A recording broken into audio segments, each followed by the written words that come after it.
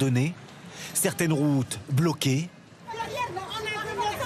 Parfois, la tension monte entre manifestants et automobilistes. Je suis tout à fait d'accord avec eux, mais c'est pas en faisant ça qu'on va arranger les choses. J'ai des enfants, moi je suis d'accord qu'ils se battent. Moi je sors de l'hôpital, j'ai envie d'aller dormir, je suis épuisée. En plus des blocages sur les routes, quelques actions violentes. Sur la rocade de Rennes, un autobus a été incendié après avoir été arrêté en pleine voie, puis saccagé par des manifestants. Le véhicule était vide. Le conducteur a été pris en charge, choqué.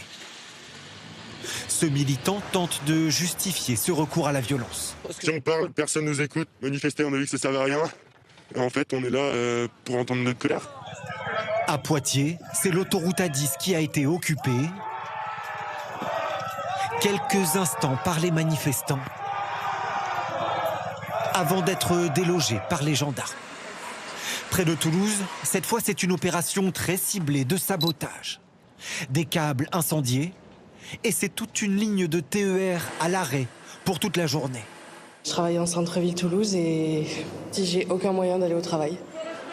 À Paris, en marge d'affrontement, la façade d'un immeuble en flammes. Le feu est parti de ce restaurant. Une enquête est en cours. Le mouvement Bloquons tout vise aussi des secteurs économiques.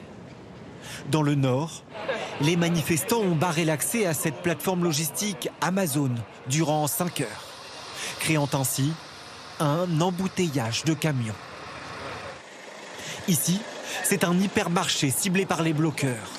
L'établissement a décidé de fermer toute la journée. C'est le symbole du profit et de l'exploitation à la fois des filières alimentaires, des gens qui ont besoin de manger tous les jours.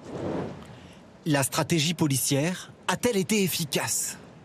En tout, face aux 175 000 manifestants décomptés dans toute la France, 80 000 policiers et gendarmes déployés. Des véhicules blindés sont même entrés en action pour déblayer. Les blocages, comme celui-ci à Marseille, sont presque instantanément débloqués par les forces de l'ordre.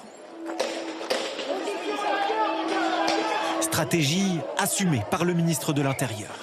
À chaque fois qu'il y a une tentative, soit de blocage ou de fait de violence, de fait délictuel, alors nos forces de sécurité intérieure ont une consigne, c'est d'intervenir. Autre demande exprimée, interpeller les fauteurs de troubles le plus rapidement possible.